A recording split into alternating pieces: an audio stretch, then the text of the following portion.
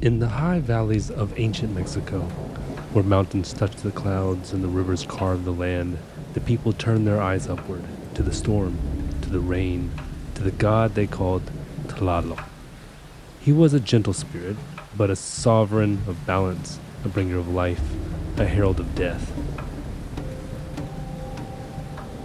His name, drawn from the Nahuatl tongue, whispers of earth and nectar, the essence of soil made divine. Tlaloc's image did not spring forth with the Aztecs alone. Centuries earlier, in the painted murals of Teotihuacan, around the 2nd century, we find him, or at least his ancestor, already adorned with goggle eyes and jaguar fangs. Archaeologists trace his lineage across Mesoamerica.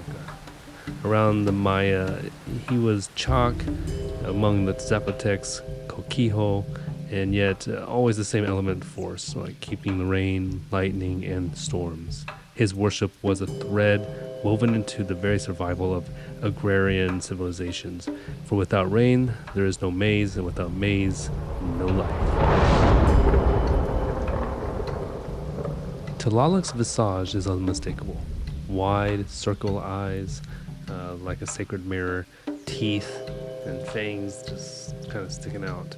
And then a blend of the beast and divinity at the same time, and a mouth from which flows the waters of the heavens. He carries a jar brimming with rain and a staff alive with lightning, symbols of his dominion over the cycle of nourishment and destruction.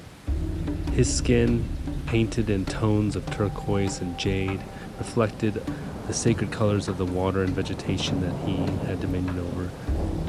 And even frogs croaked his songs, and snakes slithered as his lightning.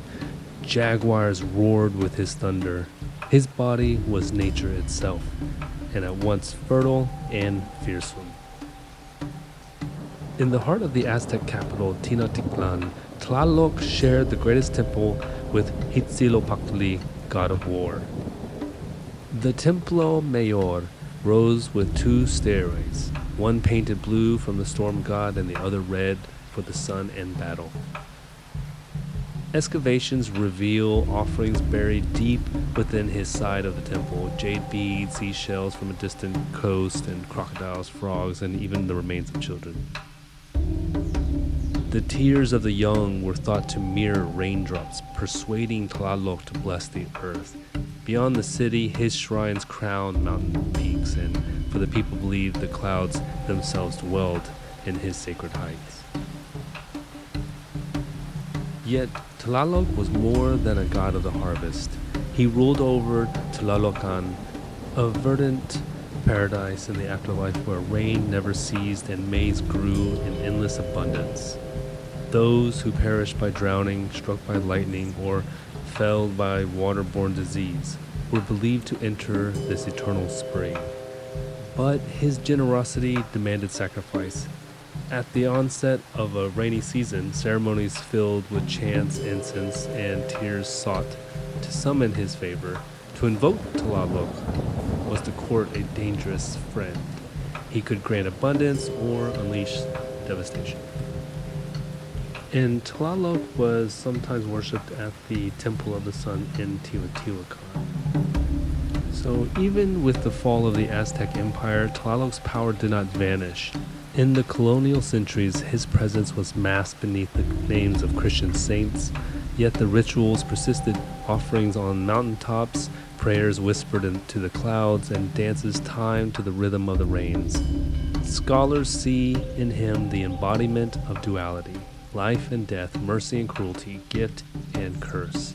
He was the storm and the calm after, the cycle itself. And so, when thunder rolls across the mountains of Mexico today, one might still imagine the echo of his voice, rumbling in the heavens, reminding us of the delicate pact between humanity and nature. So this is Tlaloc, the god of rain, storms, and fertility and harvest. If you like this video, please don't forget to like and subscribe, as well as hit that notification button for my next video when it comes out. Thank you again for watching, and if you're a creative, go create.